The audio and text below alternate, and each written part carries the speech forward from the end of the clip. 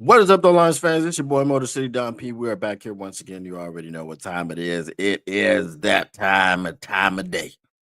It's that time of day, that time of night, that time of evening when we get together. We commune to communicate.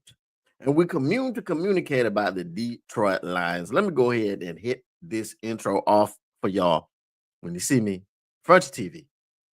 One thing is for certain, and three things are indeed for sure. Number one is the fact that the Motor City Cats are indeed back at it. Number two, it is that we came to give you stats and not none of that static. And number three, perhaps the most important number of them all, number three, we came to make sure you keep your Lions news pragmatic. You may be asking yourself, how, Don, how, Mr. P, does one keep their Lions news pragmatic? Well, it's very simple, very easy, and I'm going to let you know right now. I'm glad you asked. Thank you for asking. You got to smash the like button. You got to subscribe, and you got to share with your peoples. Now, when you do these things, it doesn't matter in which order you've done them in, you have indeed kept your Lions news pragmatic. And since sharing is caring, when you share this stream with your mothers, your fathers, your brothers, your sisters, your uncles, your cousins, your brothers, your fathers, sisters, you name it, you name it, you have indeed cared about those people. You've cared about them.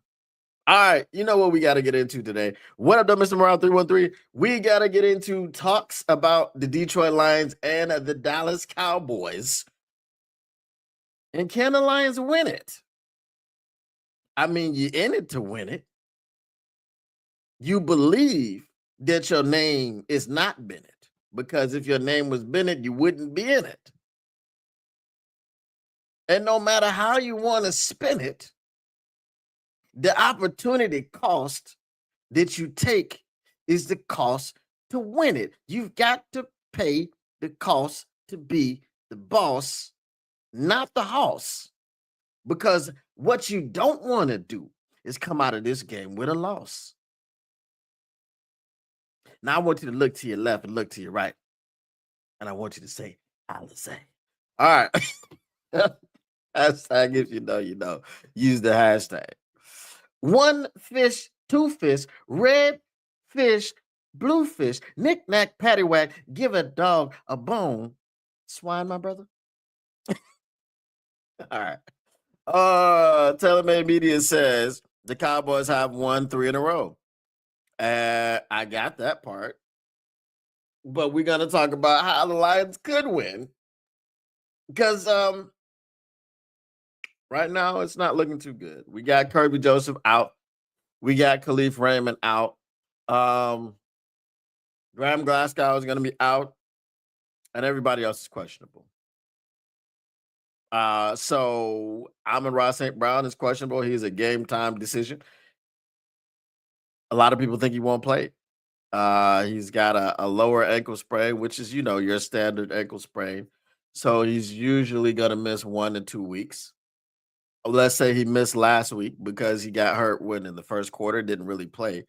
Um, so this would be week number 2 that he misses, if he misses it. He's a game time decision. He's listed as questionable on the injury report, but we don't know if he will play. As we said, it is a game time decision, so we will have to wait until then to see if Jameson Williams will be our number 1 wide receiver, be our number 1 target.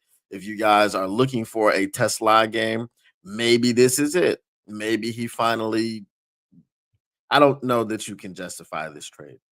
I misspoke earlier this season when I said I believed that he had already justified the trade, because unless he can rush the passer, unless he can protect Jared Goff like an offensive lineman and like keep off some of the interior offensive pressure, just don't think he can justify the trade. It just doesn't happen.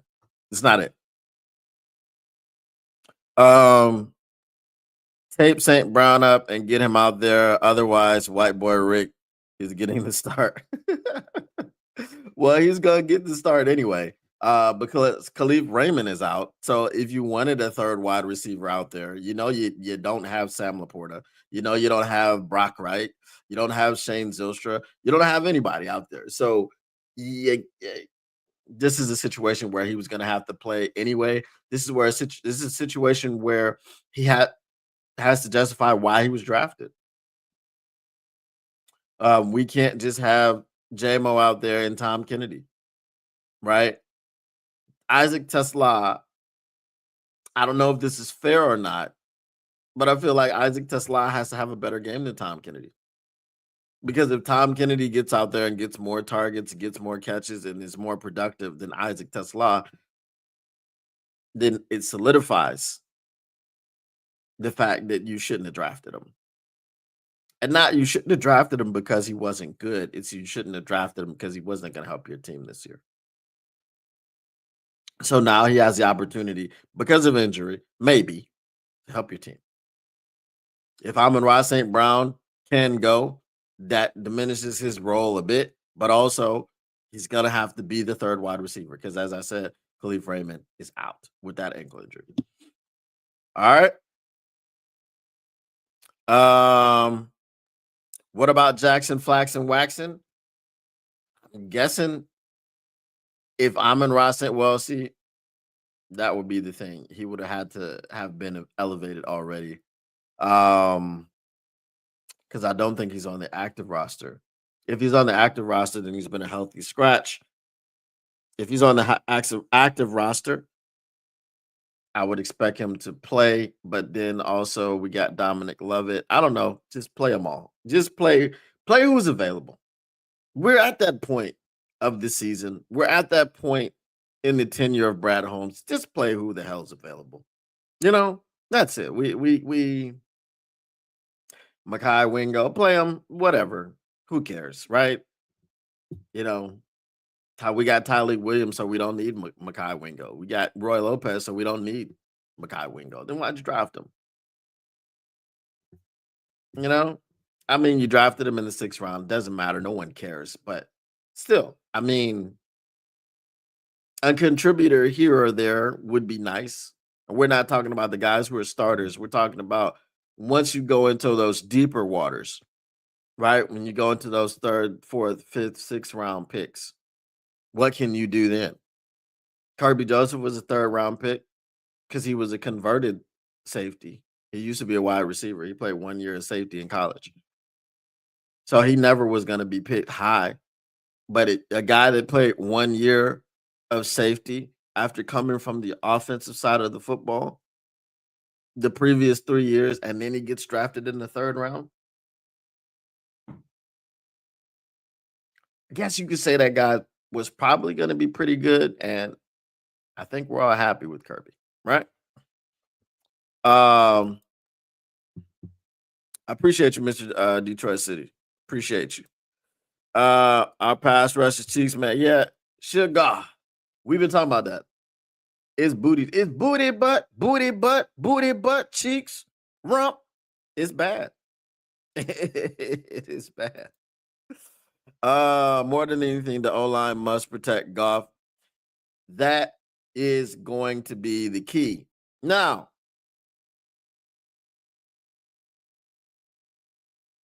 here's the thing that is the saving grace. If there's any saving grace, Dallas has a very bad pass defense.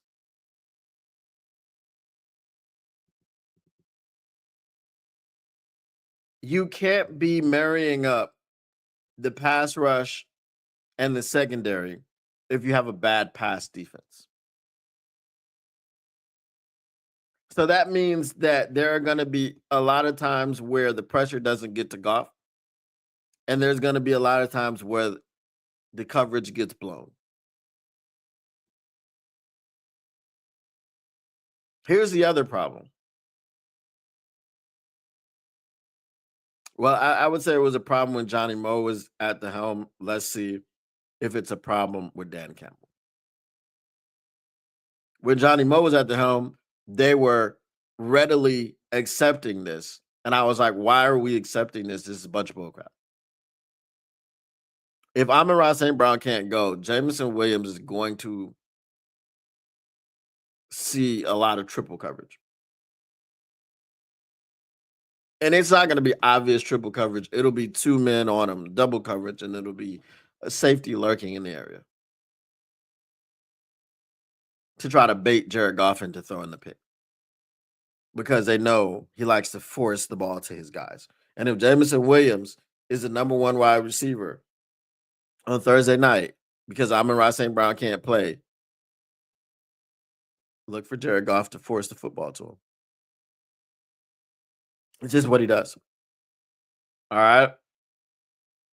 With Johnny Moe at the helm, they accepted the fact that this coverage was happening and they didn't try to get him the ball at all. Oh, look how they're covering them over the top. We can't get it downfield. We can't get the ball downfield to J-Mo. Oh.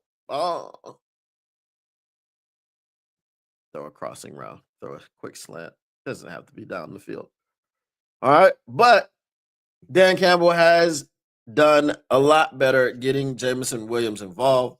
Last week, he had 7 catches, 141 yards, touchdown, career high in yards. Okay. So the importance of J-Mo this week, even if Amon-Ra St. Brown does play, he's not going to be 100%, right? How will that ankle affect his route running? How will that ankle affect his blocking?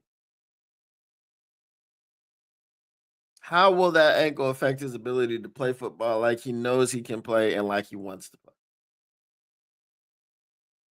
That's the question.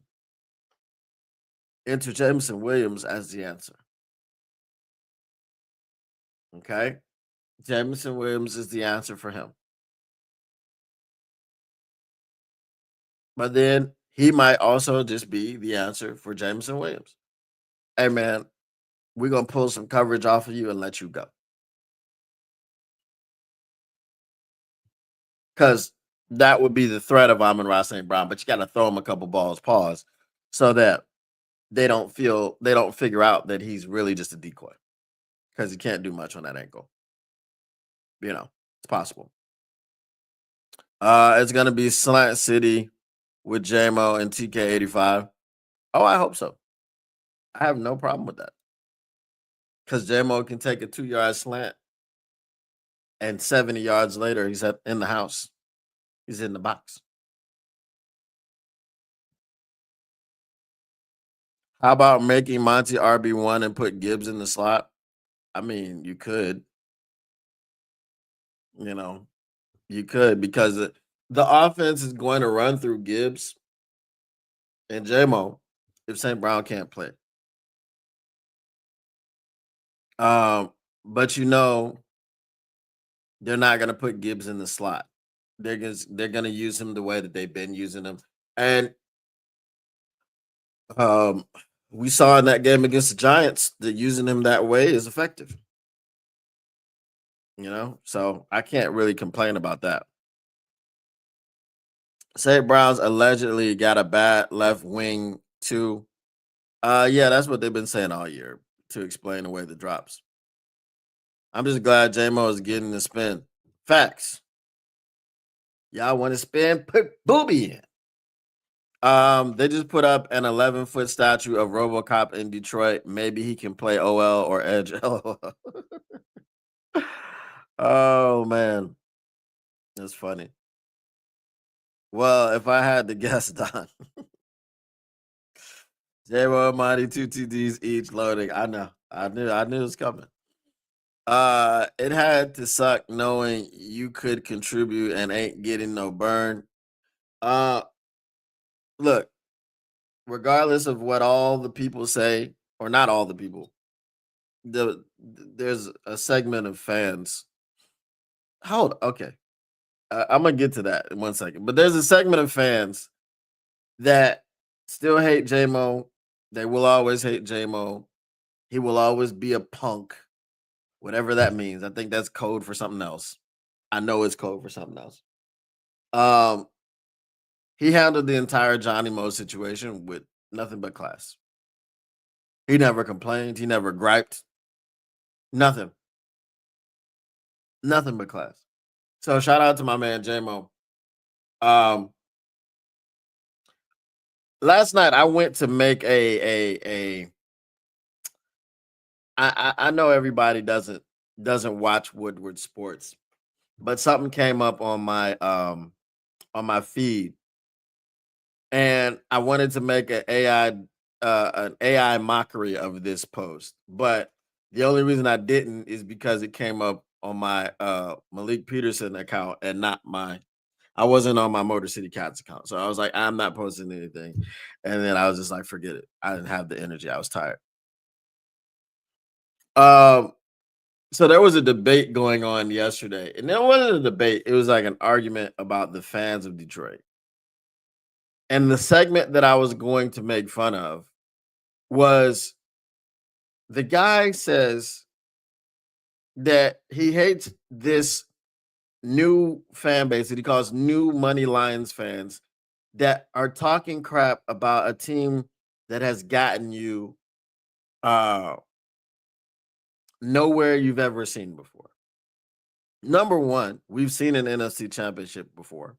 We lost that one too, which is why we haven't been to the Super Bowl. Number two,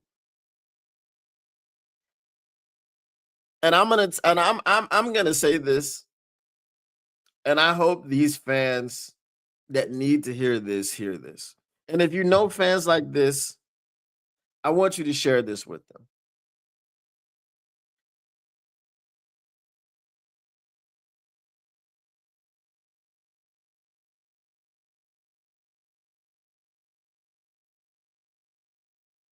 There is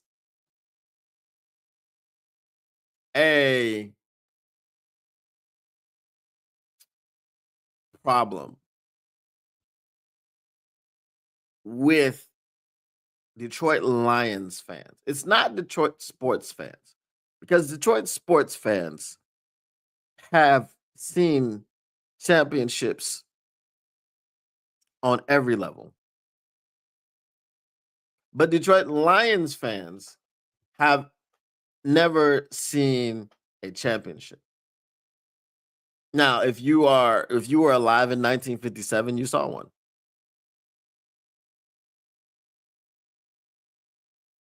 The gatekeeping of fanship or fandom or fanativity, whichever word you want to use, is crazy. You should be grateful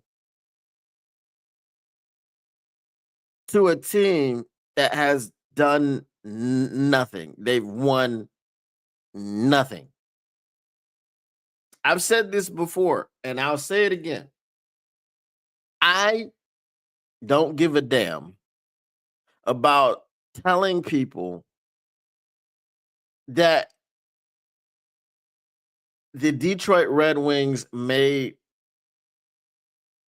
the playoffs for 25 straight years if there was never any success. Can you imagine making the playoffs for 25 straight years and never winning a championship? Could you imagine that? How many of you would actually care? Like if the Lions what cuz and just look at the freaking Pittsburgh Steelers, bro. They've made the playoffs just about every year that Mike Tomlin has been the coach. They've never had a season below 500. You can't have a 500 season anymore, okay? Because there's now 17 games instead of 16. Once they move it back to 18, then you'll be able to go 500, right? 500 with 18 games would be 9-9. With 16 games, it was 8-8. They've never had a season that was under 500. Never finished below 500. It's amazing. A lot of people in Pittsburgh want Mike Tomlin fired. It's believed that Mike Tomlin may want out of Pittsburgh. Why? Because they haven't won a championship in how many years? They just get into the playoffs. And the last, 6 years have been eliminated in the first round in the wild card?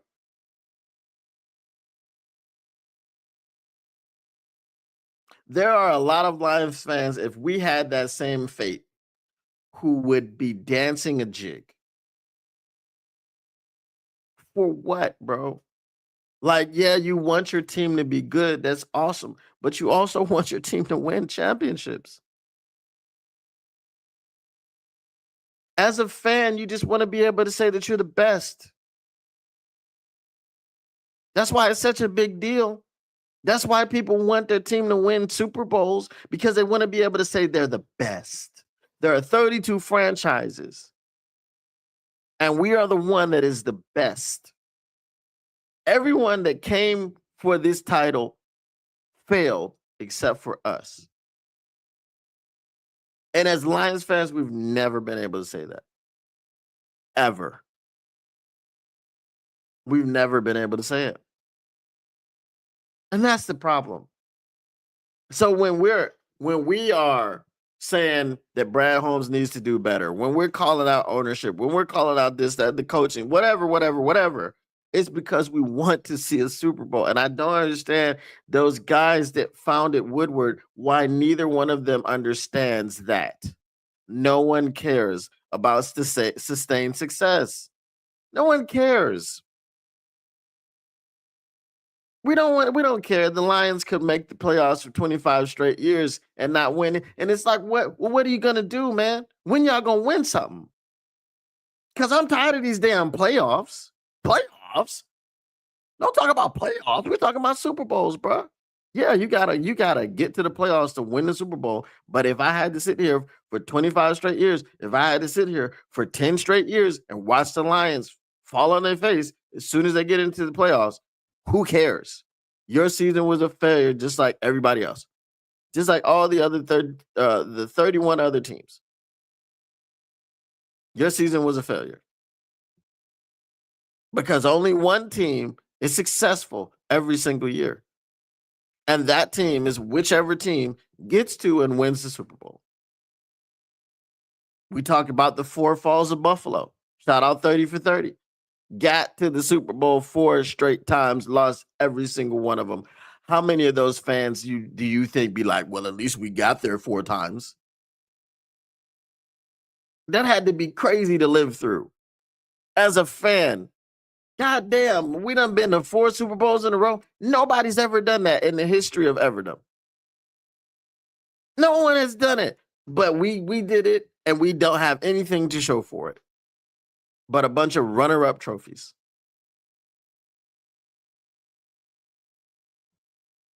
So if you're out there, if you're one of those fans that wants sustained success, what does that get you? What does it get you as a fan? As a team, it gets you a lot, right? It gets you, oh, players want to come here because we have a culture of winning, even though we don't win anything. We just we don't finish our regular seasons below 500. And we get into the wild card, we'll eke it out. Maybe sometimes here and there we'll get a 1 seed.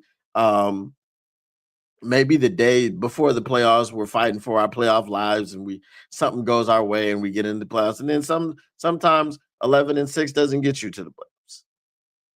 10-7 doesn't get you to the playoffs.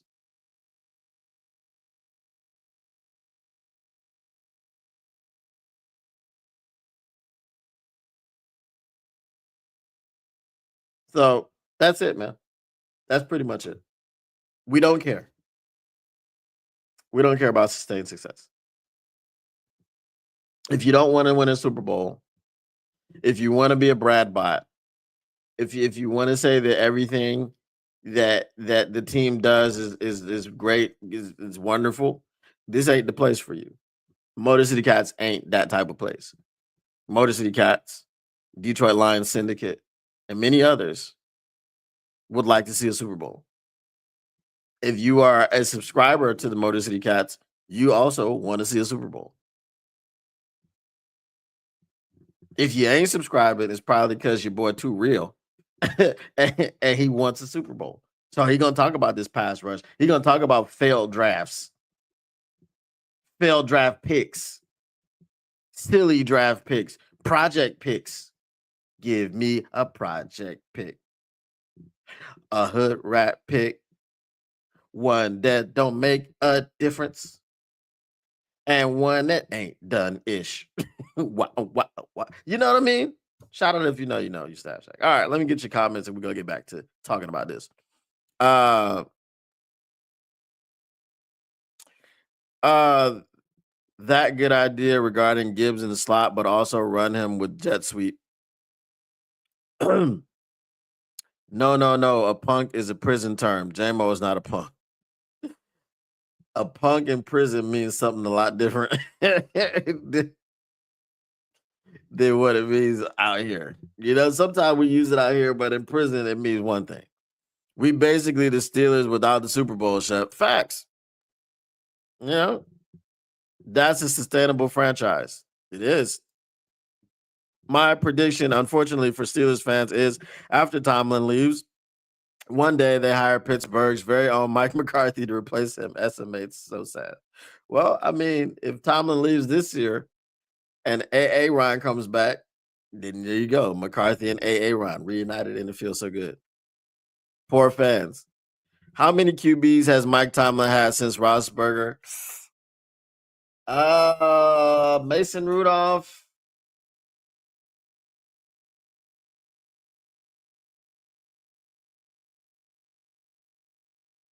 Mitch Trubisky was there. I think was he there with? Was Mitch Trubisky ever there? Felt like he did a year.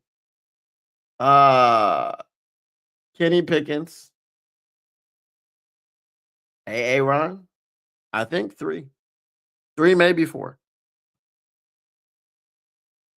You make Brinks trucks worth of cash during the playoffs. We don't. We don't make a damn thing. All we make is misery when we don't win.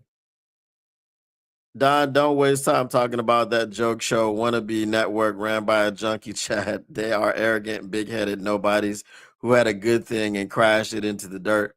I'm just saying, I just wanted to point it out, you know, because they got the reach.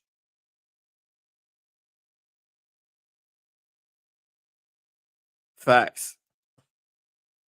All right. So let's get back to this. We're gonna go over some of the and we do this, but we're gonna go over the NFL defensive rankings. Okay. Because again, it's gonna come down to the defense. What is the defense able to do? Okay. Now, here's something that y'all might not know, and you might have not been prepared to hear, but Dak Prescott's a good quarterback. Dak Prescott is being protected.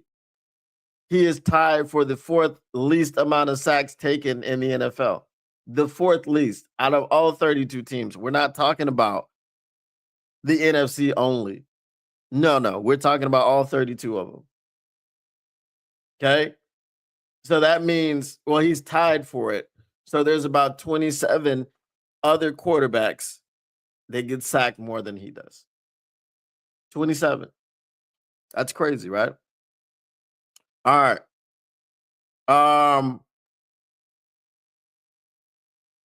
Team defense rankings through week 13. We're going to do the Detroit Lions and the Dallas Cowboys. The Detroit Lions have dropped out of the top 10 all the way down to 14 because we've been cheeks. 2 weeks ago, we were in the top 10 going into the line into the Giants game. We were in the top 10 total defense. We are at 14 right now. Okay, the Dallas Cowboys are at 29. So our defense is twice as good as theirs, apparently, according to the numbers. All right, now passing defense, the Detroit Lions again out of the top 10. Okay, because we were in the top 10. Now we have to go to 17. Remember when this was a top 10 defense? Remember when we were number 2 in sacks? Remember when we had a semblance of a pass rush? Remember when people were singing the praises of Brad Holmes for not re-signing Zadarius Smith because he retired? He's no longer in the league. He's washed and he's a bum. How's that working out for you? I ain't got nothing in here, but that ain't none of my business. The Detroit Lions are 17th in pass defense. And the Cowboys are worse still at 30. The Cowboys give up 251.5 yards and they've allowed 28 touchdowns through the air. The Detroit Lions are tied with the Los Angeles Raiders at 17th. Okay. They give up 212.5 yards per game and have allowed 25 touchdowns, while the Raiders, in my opinion, should be 17 and the Lions should be 18 because the Raiders have only allowed 19 touchdowns while the Lions have allowed 25. All right, rushing defense. The Detroit Lions are just out of the top 10. We're not top 10 in much of anything anymore, guys. Remember this. This defense is underperforming now. Remember, we were a top unit. No longer are we a top unit. I just want you guys to remember this as we go through the show. All right, Lions 103.7 yards per game, 8 touchdowns. We've crossed into the threshold. Remember I said down towards the end of the season, we always cross into the threshold of giving up 100-yard games. Well, guess what? You got to earn the right to rush the passer here. That's why we're not rushing the passer. I just figured it out. Boy, I tell you, I'm so smart. Look, we are not rushing the passer because we're giving up over 100 yards per game on the ground. So the coaches have said, you have not earned the right to rush the passer. So therefore, you're not allowed to rush the passer. You see, this is how it works. I got it. Okay, cool. All right. The Lions are 11th in rush defense. Let's see where the Cowboys are. They're 20th. They allow 124.7 per game and have given up 13 touchdowns. Scoring defense. The Detroit Lions, again, are outside of the top 10. They are 15th. They allow 22.8 they allow 22.8 points a game and they've given up a total of 33 touchdowns. Whereas the Cowboys are 31st. They allow 28.5 points per game and they've given up 41 touchdowns. Okay. Red zone defense. The Lions, again, used to be in the top 10, and now the Lions are 27th.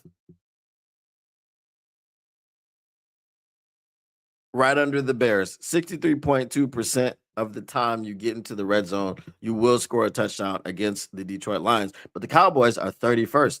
71.1% of the time you get into the red zone, you will score a touchdown on the Dallas Cowboys. Third down defense, the Detroit Lions used to be in the top 10, and they are right outside of it at 11. 37.3% of the time you will convert a first down against the Detroit Lions on third down. However, with the Cowboys, you got to go all the way down to the very bottom at number 32.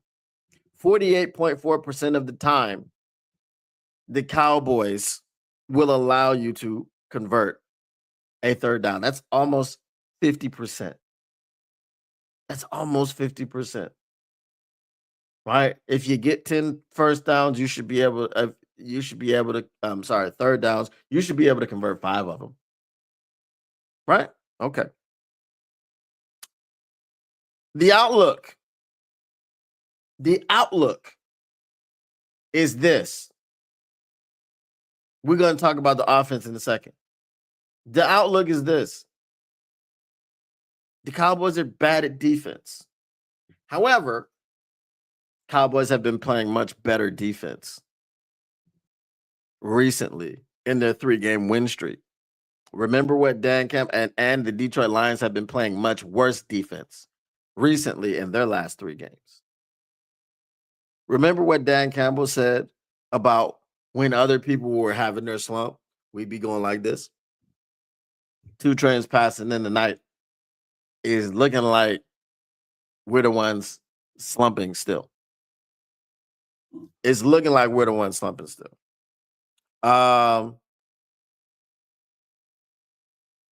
Taylor Man says, all I heard was the Lions have a top 5 defense. Now it's we got to protect Jared Goff.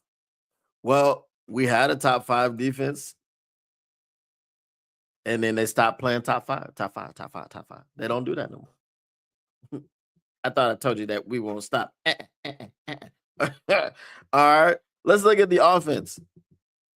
As I said, the offense should be able to do. We should be able to run the football. They're giving up 125 yards per game. We should be able to throw the football. They're giving up 251 yards per game.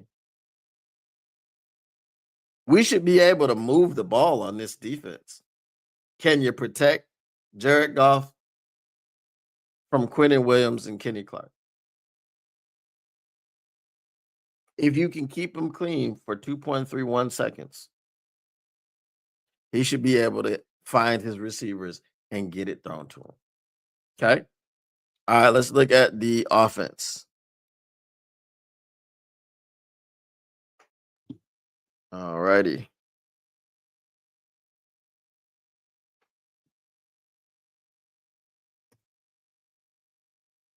Okay. Are y'all ready for this? Because the Detroit Lions have gone to what?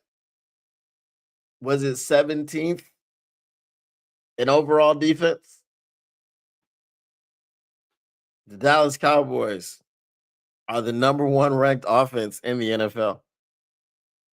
They put up 393 yards per game, and they've scored 40 touchdowns on offense.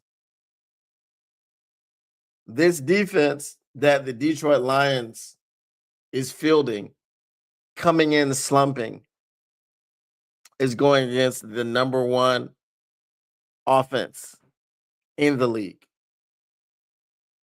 I told y'all not to sleep on the Cowboys. There's still some people sleeping on the Cowboys because what are they, 5-1 now? Something like that. Okay. And that's not good enough for a lot of us. And Jerry Jones is a joke. Shouldn't have traded away Michael Parsons. And they're on the 3-game winning streak. Okay. It's the end of the season. And they're getting hot. Okay. So remember what happens with teams that get hot in the end of the season and then make the playoffs. Now, we'll talk about the playoff implications in a minute, but I just want y'all to remember this. Okay. Where are the Lions? We're still number 3. That's crazy, right? We're still number 3. We put up 376.3 yards per game, and we've scored 43. So we scored more offensive touchdowns than the Cowboys. Advantage Detroit Lions. How is that advantage Detroit Lions? Well, the Cowboys are the 31st ranked defense in the league, and the Lions are the 3rd ranked offense. The Cowboys are the number 1 ranked defense, and the Lions are 17th. I'm sorry, number 1 ranked offense, and the Lions are 17th on defense. The disparity between the two units is less on the Lions side than it is on the Cowboys side.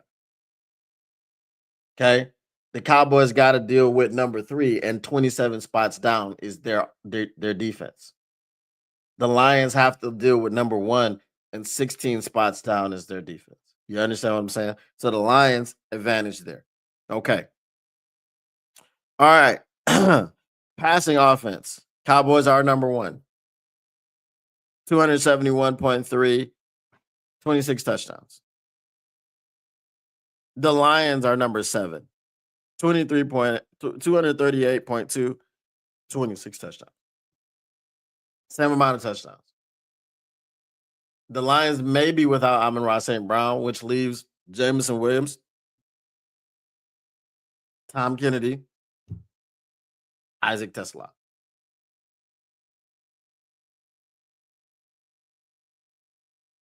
The Dallas Cowboys have Dak Prescott, CeeDee Lamb, George Pickens. I feel like CeeDee Lamb and George Pickens is going to be harder to stop with Amik Robertson and Rock Yassin than J-Mo, and dudes. These guys, Jags, just Jags. Yeah, because you got J-Mo and Jags. Again, very bad pass defense that we're going up against. So J-Mo could blow the lid off the whole thing, and that could be it. But I think CD Lamb and George Pickens are going to have something to say. Now, remember, Kendall Vildor did a decent job against CD Lamb until he fell down on a safety that Derek Barnes should have gotten. And y'all saw what happened 95 yards later. So I don't know. It's not insurmountable. All right.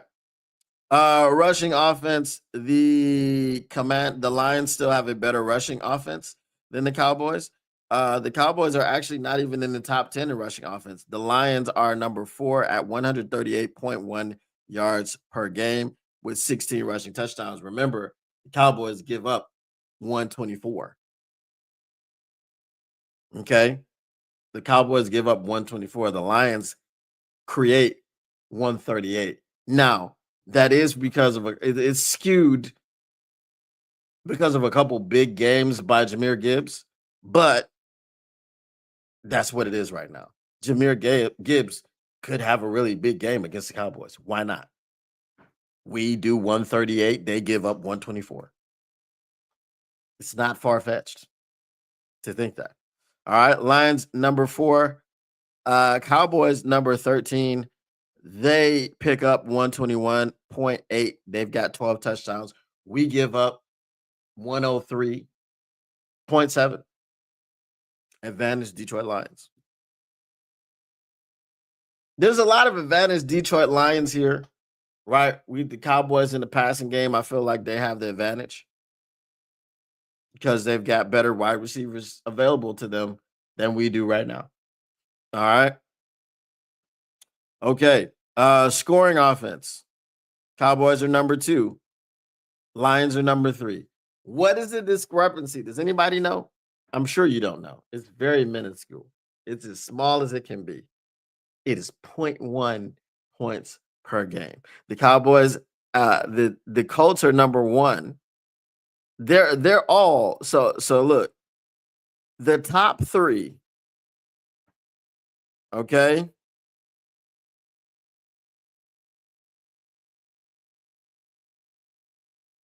Can y'all hear that door opening and closing? Let me know. If you can, then I'll go close it. The top 3 are actually it's the top 4, but the threes are tied. The Colts 29.8 points per game, 42 touchdowns. The Cowboys 29.3 per game, 40 touchdowns. The Lions 29.2. 29.3 and 29.2 points. That's the separator. 0.1 point per game, and the Lions have 43 touchdowns. The Seahawks are at 29.2 points per game, and they have 38 touchdowns. So all the top 4 scored 29, some variation of 29 points per game. Okay. Again, I would say because that is so minuscule that it's an advantage to Detroit Lions because the Cowboys defense gives up more points than the Lions defense. So if the Lions or if the Cowboys defense is giving up more points than the Lions defense, I would take the Lions to score more points because our defense is better than their defense. We're going up against a team that scores 29.3 points per game. They're going up against a team that scores 29.2 points per game. And their unit is significantly worse at stopping people from scoring points than ours is. So I would say advantage Detroit Lions in that situation. All right. Red zone offense. The Lions come first.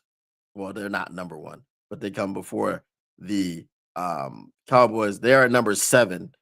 They are 65.2 in the red zone. Okay. They will score touchdowns at that rate, 65.2%. The Cowboys are not super far off. They're at number 13 and they're 60.4. Again, we have a better red zone defense than they do. So it is advantage Detroit Lions. Okay.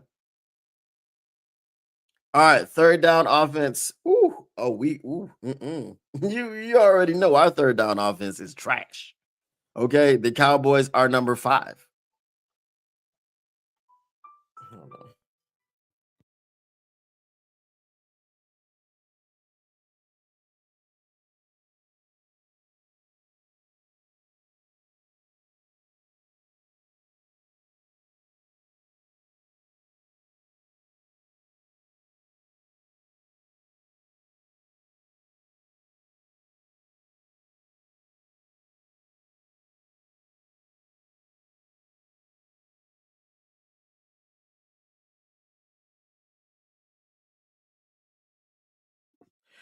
All right.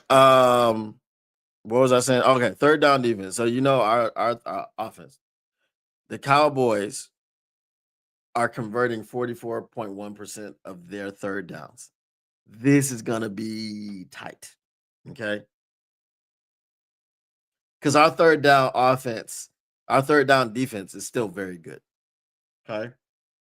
I think we're number 11. Yeah, still number 11, right outside. Okay. Number 11, and the Cowboys are number 5. Okay. Um, the Lions are number 19. Okay. We're at 38.7%. As far as percentage goes, it's not terribly far behind the Cowboys. And remember, the Cowboys defense is cheeks. Statistically, the discrepancy is greater. Again, it is advantage Detroit Lions. Okay. Now, this may sound very Homer-ly, okay, and not too Bartley. See what I did there? But it is what it is. I'm using the numbers here. Okay, I'm breaking it down. I'm painting a picture here. All right, but remember, I told you, men lie, women lie, and so do numbers. People say the numbers don't lie, but numbers lie all the time. All right. So based on the numbers alone, this game is advantage Detroit Lions. Can anybody tell me why it doesn't feel that way? I want your opinions in the chat. Okay. Can anybody tell me the numbers say the Lions will win this football game?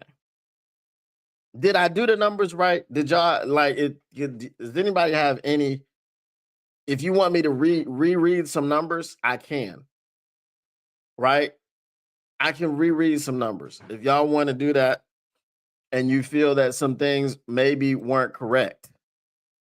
Okay, let me duplicate this so we can have offense right next to defense. Okay, we got offense right next to defense. Hold on, let me go close that door. 1 second.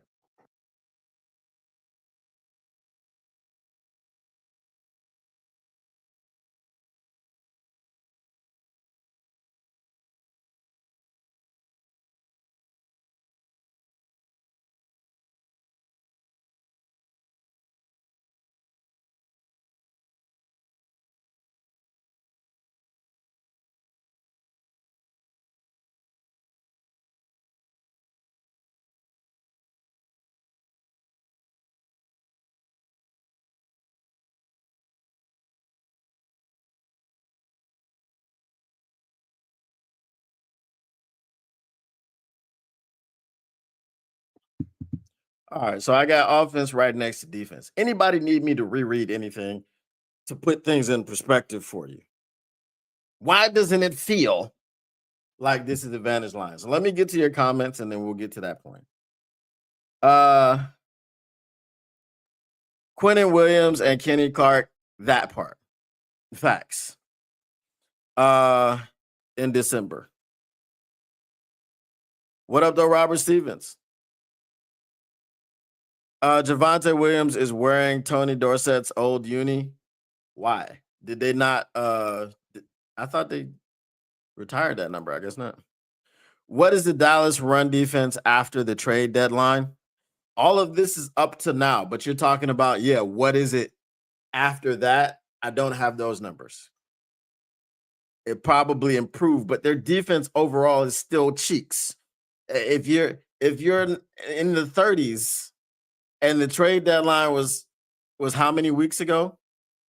4 maybe? If you're in the 30s, 3 weeks ago, I think. As I said, they are playing better. I'm not gonna. That's why I'm telling you, why doesn't it feel like the Lions are the advantage? The Lions are going to win the Super Bowl despite Melvin's shortcomings. Melvin's shortcomings get to the very root of our problems. So you're going to have to overcome the root of your issues, not a symptom. You're going to have to overcome the disease in itself and not a symptom. That's hard to do. That's difficult. Monty is about to run over Dumb and Dumb on Dallas' interior line. We shall see. Appreciate you. You see what I did there? But I'm Simpsonian.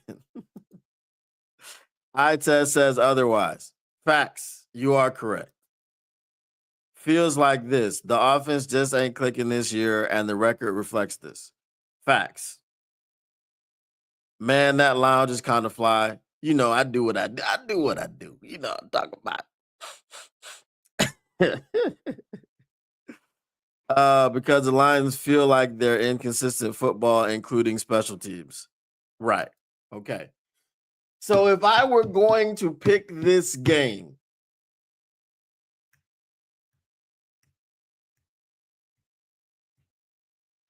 I want to pick the Lions when, look, this is how, and the Lions never do this. This is crazy, right? Shout out to you, Taylor May. I just saw your stuff on Twitter today. I don't be on. I know I need to be on there.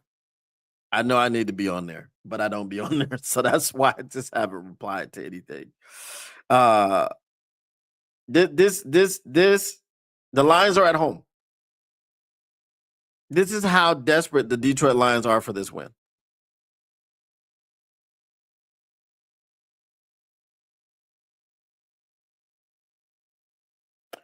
When is the last time the Detroit Lions wore white at home?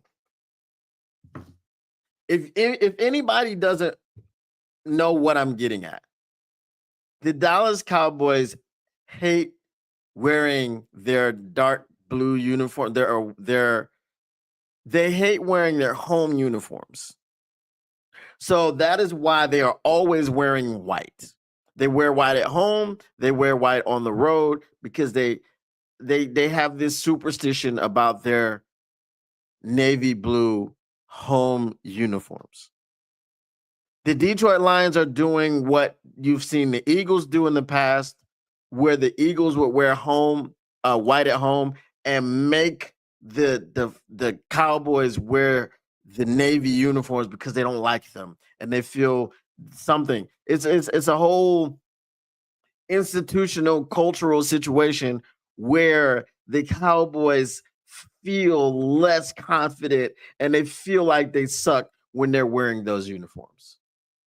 At some point, get rid of them. Redesign some home uniforms. Okay. So we're getting into superstition and mojo to try to win this game. Have you ever seen the Detroit Lions do this? Ever? I mean, the Detroit Lions lose a lot on Thanksgiving and have lost a lot in those throwback uniforms that they wore last Thursday. I made a joke once I saw that they were returning to those that they would lose because they were wearing those uniforms. I am not superstitious. Just like everybody thought that, the black uniforms, because during the Millen era, not the fact that Millen was incompetent, not the fact that Millen hired incompetent coaches, not the fact that ownership was incompetent at that time. No, it was the black uniforms, and we had never won in them. That's why a lot of people didn't want the black uniforms to come back. Well, you've been proven wrong resoundingly. I think we've lost one time in the black uniforms. It doesn't matter what uniform you are wearing. This is what I'm saying. And the Detroit Lions are so desperate to win this game that they are resorting to superstition and mojo. This is how far we've fallen this season. I never thought I'd see the day.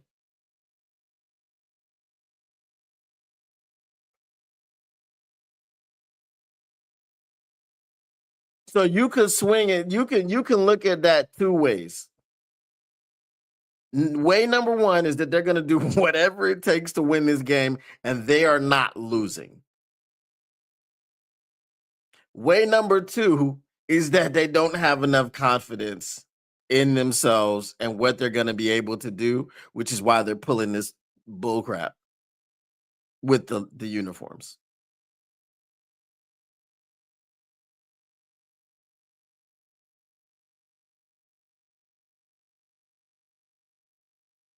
Okay. That's crazy. That's insane. That's insane. Uh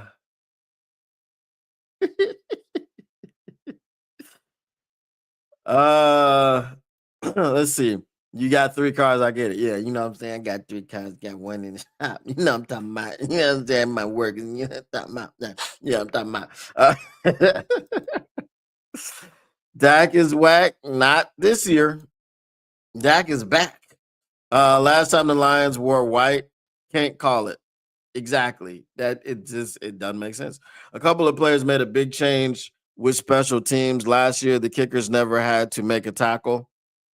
Mm. Well, I don't think special teams is really at the top of our woes and worries. Uh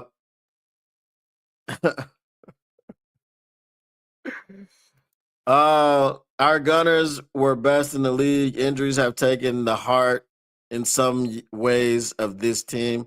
We need to get to the bottom. Like I said yesterday, we need to get to the bottom of the injuries because it's ridiculous right now.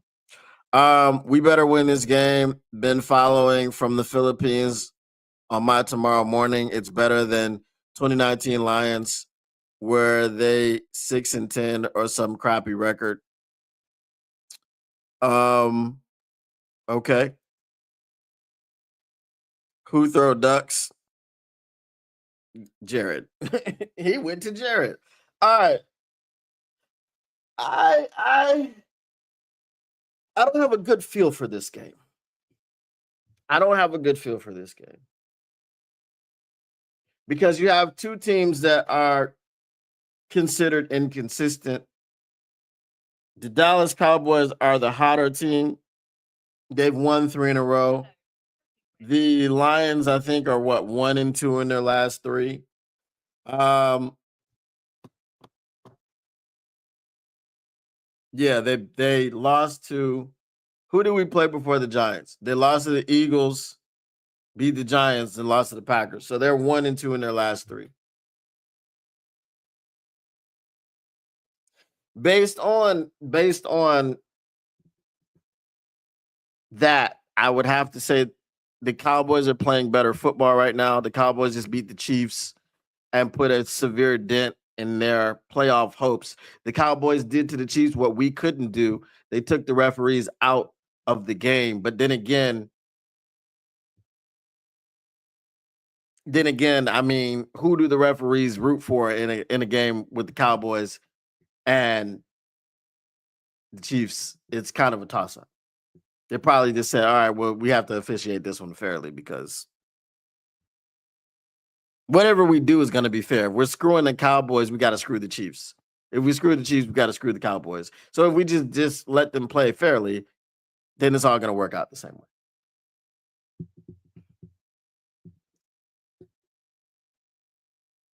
I'm going to give you scenarios.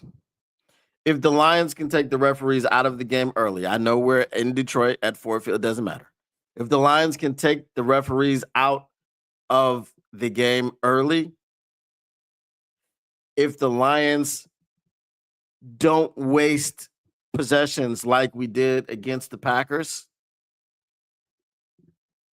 I think the Lions will win this game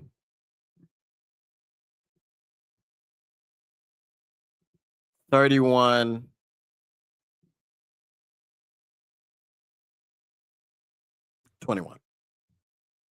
Okay, and you'll see why I did that in a minute. All these things have to happen. It can't be a one score game. If it's a one score game,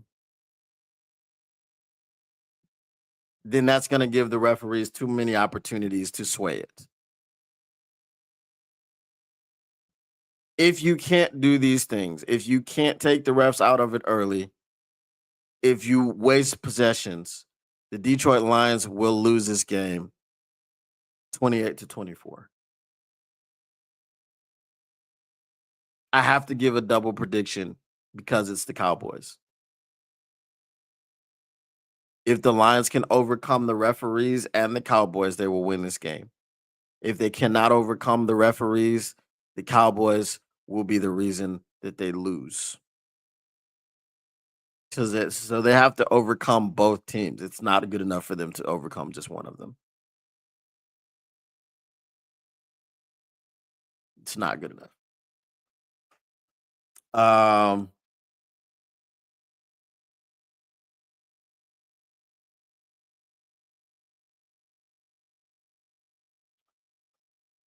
Been a weird year, but I'm always a Lions fan.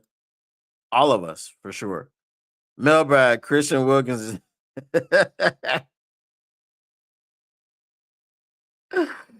uh, I think Christian Wilkins. I think Christian Wilkins. Looking forward to running all over the Cowgirls. I hope they do. You know what time it is. Mailbag, mailbag. What you want to do? What you want to do when they reading you? Mailbag, mailbag. Mailbag. Get your mailbag questions in. Get them in. Bask in it. Yeah, let's go ahead and do that because I might have to get out of here. 36-21, you say. And then Stafford and the Rams are next week. That's not. I don't want to think about that right now. Let's see if they can get out of the dumps here because this is some bull crap. Yeah, but there's gonna be extra motivation, because the only time Stafford has beaten us is when the trade first happened, that first year when our team was absolute booty cheeks. So there's going to be extra motivation on his part. Mafia gamblers hiring witches to curse our team to line their pockets. I call on the dragon and throw some of that heat on this season and some good sauce. All right, maybe that'll work. I don't know. And what do his fingers smell? Nope. Not doing that. Did I say Sunday?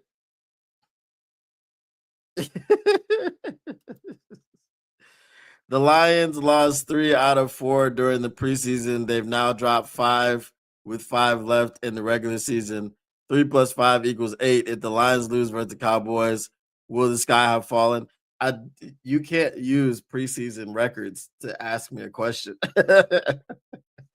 But if they do lose to the Cowboys, yes, the sky is falling because the season is essentially over. Um, and then if the season is essentially over, then there will be a lot of We're gonna get the pitchforks out for Brad Holmes because you failed the team. You had so many roster spots that weren't filled with people who could help you. You had so many roster spots that you wasted, and and a lot of those people aren't even on the team anymore. So yeah, mailbag: the Bears and Packers on Sunday night at Lambeau. Caleb Williams and Jordan Love. Lions are third place. Either way, your thoughts? I mean, you just want to see. I don't know. I think I hate Jordan Love more, bro. I'm sorry. I don't know. I mean, for the Lions' chances, you gotta want the Packers to win. But I don't know that I can root for Jordan Love to win anything. Just can't do it. I don't know. 1 plus 1. Hey man, 1 plus 1 equals 8. Look, the math that I'm doing is advanced math, man. And y'all, hey man, what's with all the math jokes? We can't really. We should just need to all get along. I don't know what about all these math jokes. What y'all talking about? What pride worldwide? Peace out. All right, Robert. We'll check you later. Read a tip on the train once. Had his guitar with him. Mailbag, a self-proclaimed quote educated football knower end quote also states that he was once the CEO of a $14 billion holding company. Fact or fancy? Big fantasy. No facts at all. If you were once the CEO of a $14 billion company and you don't have any money, you're an idiot. That is it. That is it. You are an idiot. Big, big, dumb idiot. uh, for sure. All right, y'all. I gotta get out of here, man. I gotta return a phone call. But once again, the Motor City Cats R&D back at it. We came to give you stats, not none of that static. Whatever you do, make sure you keep your lines news pragmatic. So I will be streaming the game tomorrow, but I will have to step out for 30 minutes. Which is generally why I don't do a show on Friday, but because it's Friday for me. So the game itself will be on. I will not end the stream. I'll throw a be right back up there. I will step out and be back as quickly as possible. But yes, so keep it locked here.